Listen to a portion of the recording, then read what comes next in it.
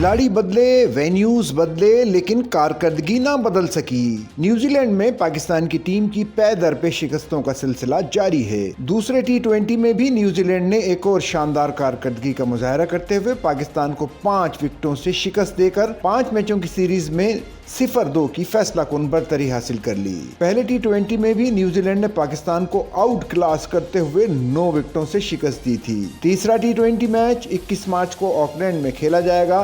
Pakistani team Eden park Auckland में practice करेगी। दूसरी तरफ अपनी गलतियों का एतराफ करने की बजाय पाकिस्तानी टीम के फास्ट बॉलर हारिस रऊफ पाकिस्तान में तनकीद करने वालों पर ही बरहम हो गए। उनका कहना था कि पाकिस्तान में लोग टीम के हारने का इंतजार करते हैं ताकि तनकीद कर सकें। उनका कहना था कि न्यूजीलैंड की कंडीशंस आसान नहीं है, हर खिलाड़ी अपना 100% खेल पेश करने की कोशिश कर रहा है। उनका कहना था कि न्यूजीलैंड के बैटर्स ने कुछ अच्छे शॉट्स खेले और किस्मत ने भी उनका साथ दिया। उन्होंने कहा कि हम जदीद क्रिकेट के तकाजे के मुताबिक खेलने की कोशिश कर रहे हैं। एक सवाल का जवाब देते हुए उनका कहना था कि नौजवान खिलाड़ियों को सपोर्ट नहीं करेंगे तो कैसे आगे बढ़ा जा सकता है। इन्हें पाकिस्तान की जानिब से खेलने का मौका मिला है, इन्हें कुछ वक्त लगेगा। डोमेस्टिक से सीधा इंटरनेशनल सतह पर आकर परफॉर्म करना मुश्किल होता है, कुछ वक्त जरूर देना चाहिए।